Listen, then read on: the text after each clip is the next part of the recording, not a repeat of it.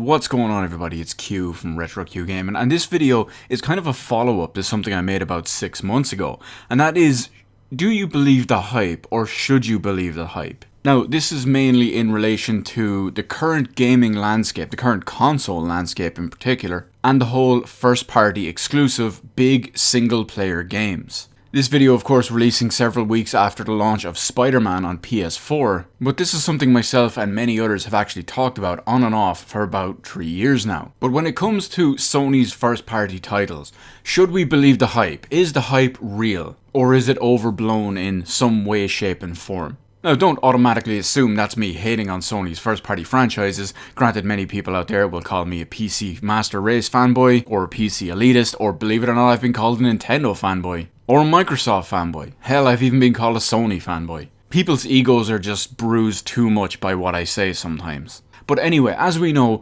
Sony has really been pushing out a lot of single-player focused big game experiences. This year alone, we've had Detroit Become Human, God of War, Spider-Man, and if you want to include it, Shadow of the Colossus remake. Now, don't get me wrong, it's absolutely, definitely a positive thing that Sony is committed to pushing out these large, single-player quality experiences. Granted, not every one of them appeals to me personally. I don't give a shit about Spider-Man, I don't give a shit about God of War, but yes, of course, Sony are to be commended for having a focus on this. We see this as well with their E3 of this year, where we've got big single-player upcoming experiences, Ghosts of Tsushima, and The Last of Us Part 2, to name but a few. But part of me wonders a big question about this. Granted, while these games are generally well received and much liked and much loved, and if that specific genre of game is your big thing, then sure, of course, you're probably going to like it. But that brings me to ask, is part of the hype for all of this and part of the love and praise that all of these games are getting, be it God of War, Detroit Become Human, or even Spider-Man,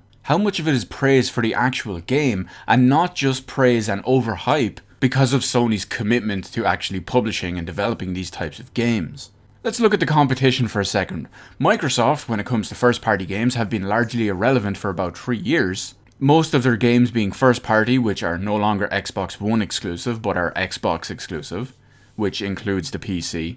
But you have games like Forza, which come out every year, Gears of War 4, granted it did have a big story too, but that's really it. They've put out very little other than that, and what they have has been not only big multiplayer focused games like Sea of Thieves and State of Decay 2, but these games are generally pretty poorly received and arguably flops. And on the other flip side, we've got Nintendo, a company which has been largely irrelevant this year for their first-party game. A lot of it seems to just be multiplayer and party games this year. Of course, we did have Breath of the Wild last year, not an exclusive game because it is on 2 platforms. But of course, you've also got Mario Odyssey, single-player mainly. Yes, it does have a multiplayer mode, but it's also a phenomenal game, heavily focused on story and just single-player gameplay. So the big question is, when it comes to the Sony games, are they receiving just praise because of the game itself and because of the quality of the game and the content of the game? Or are they getting above and beyond because of Sony's commitment in there too, essentially making them unjustified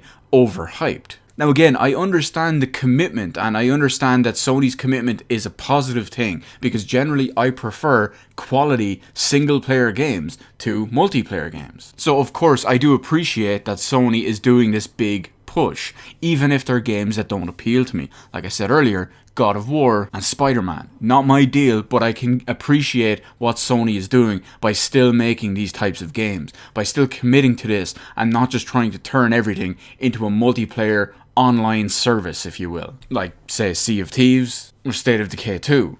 So let me know in the comment section below your thoughts and feelings on Sony's first party big single player push. Do you appreciate and understand the commitment and actually applaud them for it? But does that factor into your hype for these games? Look at Spider-Man for a second. That game was hyped up like crazy for months. 2 days after launch, I haven't heard a thing about it since. I'm by no means saying it's a bad game, but I'm just saying some of the hype, if not a lot of the hype, seems to be for not the game, but to praise Sony for making this style of game. The whole big single player experience style deal. So let me know your thoughts and feelings and opinions on the whole thing, be it from the Microsoft standpoint, the Sony standpoint, if you're a Sony fanboy or not, if you think it's justified, over-justified, under-justified, or whatever it is. Let me know all that good stuff in the comments section below. Hit the appropriate button to let me know I did on the video. While you're at it, why not head on over, hit the subscribe button, and even ring the little notification bell. Granted, getting a notification from YouTube in current year is a whole other story, but hey, at least you can say you tried, am I right?